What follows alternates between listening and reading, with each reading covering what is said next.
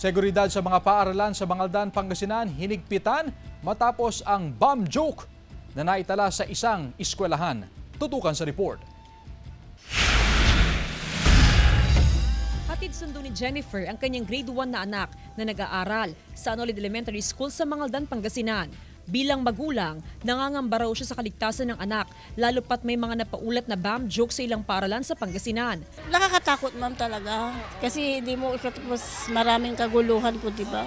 Kaya ngayon, bilang parents, ano ginagawa mo? Sinusundo ko po yung anak ko. Kabilang ang isang pribadong eskwelahan sa bayan ang nakapagtala ng bomb joke. Agad na umaksyon ng pulisya para i-verify ang report.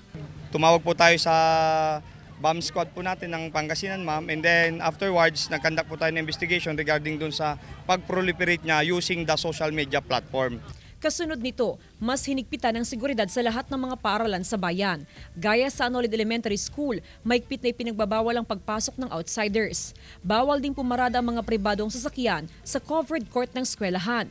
May policy naman ng school na bawal magpapasok ng mga sundo, talagang from classroom to gate po talaga. Tsaka pag bagong mukha, tinatanong naman ni guard. Sa datos ng Pangasinan PPO, 4 na eskwelahan sa probinsya ang nakatanggap ng bomb joke sa loob lamang ng halos 2 linggo mula sa Dagupan City, Mangaldan, Santa Barbara at pinakahuli sa Bugalyon. Inaalam ngayon ng pulisya kung posibleng iisang tao o iisang grupo lang ang nasa likod ng magkakasunod na bomb joke sa probinsya.